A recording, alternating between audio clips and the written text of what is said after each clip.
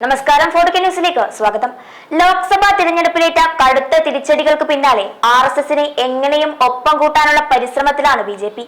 കാരണം RSSനെ പിണക്കിയതും അവരെ BJPയിൽ നിന്ന് അകറ്റിയതുമാണ് തങ്ങളുടെ തോൽവികൾക്കും അടിക്കടിയുള്ള തിരിച്ചടികൾക്കും കാരണമെന്നത് മോദി അടക്കമുള്ള പലർക്കും ഇതിനോടകം മനസ്സിലായിട്ടുമുണ്ട്.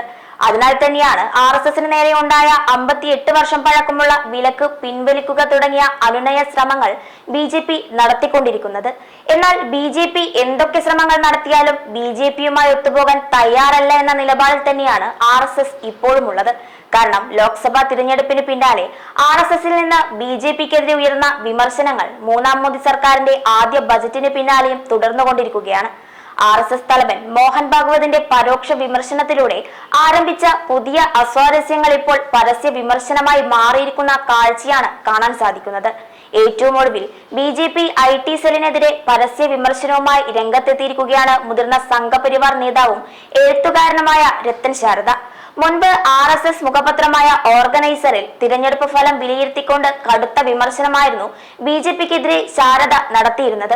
BJPയുടെ അമിതാത്മവിശ്വാസം തിരഞ്ഞെടുപ്പിൽ തിരിച്ചടിയായിരുന്നായിരുന്നു വിമർശനം ഉണ്ടായിരുന്നത്. ഇപ്പോഴത്തെ ബജറ്റിനെതിരായ വിമർശനങ്ങൾക്കെതിരെ BJP IT സെൽ തലവൻ അമിത് മാളവിക നടത്തിയ പരിഹാസങ്ങളാണ് ശാരദ ഉയർത്തിയിരിക്കുന്നത്. BJP IT സെല്ലിന്റെ ഈ പെരുമാറ്റം ഗുരുതരമായ പ്രശ്നമാണെന്ന് തന്നെ പറഞ്ഞാണ് ശാരദ എക്സിൽ തുറന്നടിച്ചിരിക്കുന്നത്. എല്ലാവരും ഈ രാത്രി ഇൻഡെക്സേഷൻ സ്പെഷ്യലിസ്റ്റുകളായി മാറിയിരിക്കുകയാണെന്നായിരുന്നു എക്സിലൂടെ അമിത് മാളവിയുടെ പരിഹാസം. ഇതിനുള്ള മറുപടിയായാണ് രത്തൻ ശാരദ രൂക്ഷ വിമർശനം നടത്തിയിരിക്കുന്നത്. മാത്രമല്ല BJP IT സെല്ലിന്റെ ഈ സമീപനം ഗുരുതരമായ പ്രശ്നമാണെന്ന് അദ്ദേഹം വിമർശിക്കുകയായിരുന്നു. 2024 ബജറ്റിന്റെ നല്ല കാര്യങ്ങളെക്കുറിച്ച് ലളിതമായ ആശയവിനിമയം നടത്തുന്നതിന് പകരം പൗരന്മാരെ ട്രോളുകയാണ് ചെയ്യുന്നത്. ആദ്യം അവരുടെ ഭീതിക്കുള്ള മറുപടി നൽകാൻ നോക്കൂ, അല്ലാതെ അവരെ അപമാനിക്കരുതെന്നും അമിത് മാളവിയെ ടാഗ് ചെയ്തായിരുന്നു ശാരദ കുറ്റപ്പെടുത്തിയിരുന്നത്. അതേസമയം രത്തൻ ശാരദയുടെ വിമർശനം ഏറ്റുപിടിച്ച് നിരവധി പേരാണ് ഇപ്പോൾ രംഗത്തെത്തിയിരിക്കുന്നത്. ഇതോടെ അമിത് മാളവ്യ വിവാദ പോസ്റ്റ് പിൻവലിക്കുകയും ചെയ്യുകയായിരുന്നു. മാളവ്യ പോസ്റ്റ് പിൻവലിച്ചിരിക്കുകയാണെന്നും എപ്പോഴും നല്ല ബോധത്തോടെയായിരിക്കണം നയിക്കേണ്ടതെന്നും ശാരദ പിന്നീട് എക്സിൽ കുറിക്കുകയും ചെയ്തു. പതിറ്റാണ്ടുകളായി സംഘപരിവാർ എഴുത്തുകാരനും ചിന്തകനുമായി അറിയപ്പെടുന്നയാളാണ് രത്തൻ ശാരദ.